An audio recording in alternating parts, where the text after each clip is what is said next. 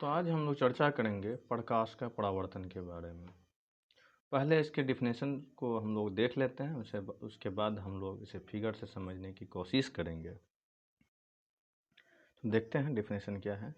जब प्रकाश की किरणें किसी एक माध्यम से निकलकर किसी दूसरे माध्यम के तल से टकराती है और उसी माध्यम में लौट जाती है तो इस घटना को हम प्रकाश का परावर्तन कहते हैं। माना कि यह एक प्लेन है और ये एक इंसिडेंट रे ए है और ये कोई पॉइंट ओ पर आके फॉल कर रही है। फिर ये रिफ्लेक्शन, ये प्रकाश की किरण यहाँ पड़ने के बाद इस डायरेक्शन में यहाँ उसी माध्यम में वापस लौट जाती है। तो ये जो फेनोमेना हो रहा है, यहाँ से आने और यहाँ से टकराने फिर वापस इसी मीडियम में लौटने की घटना, ये जो हो रही है, घट रही है, इसी घटना को हम लोग रिफ्लेक्शन ऑफ लाइट यानी प्रकाश का परावर्तन कहते हैं। हमारे आसपास जितनी भी वस्तुएं दिखाई देती है वह अधिकतर प्रकाश के परावर्तन को ही फॉलो करती है।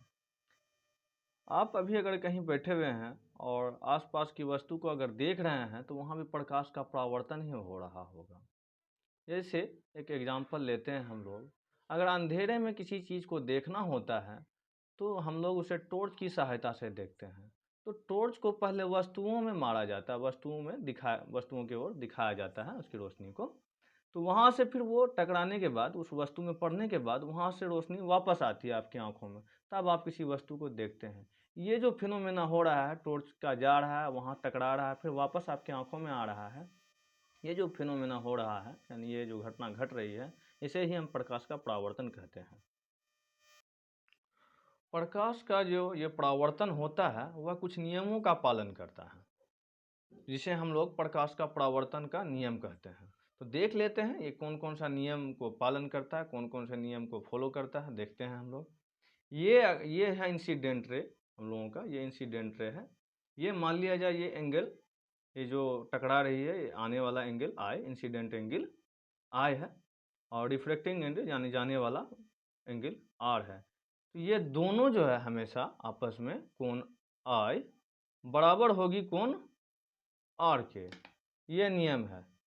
और उसके बाद ये पहला नियम हो गया आपका, और ये दूसरा नियम जो होता है इनका परावर्तन का दूसरा नियम, कि ये जो है आपतित किरण और परावर्तित किरण और ये जो प्लेन है, आपतन बिंदु पर डाला गया लंब, तीनों एक ही प्लेन पर होना चाहिए। ये जो प्लेन है इसी पर होना चाहिए तीनों, तभी ये घटना घटेगी, वरना ये घटना नहीं होगी, यानी ये परावर्तन नहीं होगी। तो इसी को हम लोग लिख दिए हैं, आप इसे नोट कर सकते हैं, पॉज करके लिख सकते हैं।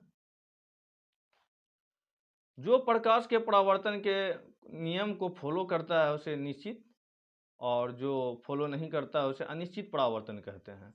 ये दो नियम जो देख रहे हैं आप लोग, ये दो नियम अगर प्रकाश के परावर्तन में फॉलो हो रहा है तो उसे हम निश्चित परावर्तन कहेंगे, और अगर नहीं हो रहा है तो उसे अनिश्चित परावर्तन कहेंगे।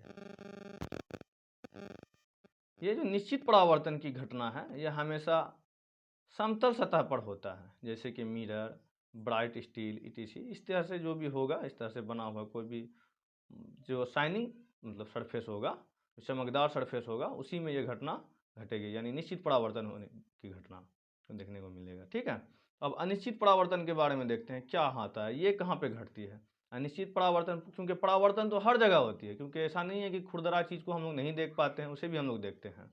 इसमें उबड़ खाबड़ होता है, ऐसा नहीं है कि वो हम लोग नहीं देख पाते हैं, वो भी हम लोग को दिखाई देता है, लेकिन वहाँ जो होता है वो अनिश्चित परावर्तन होता है।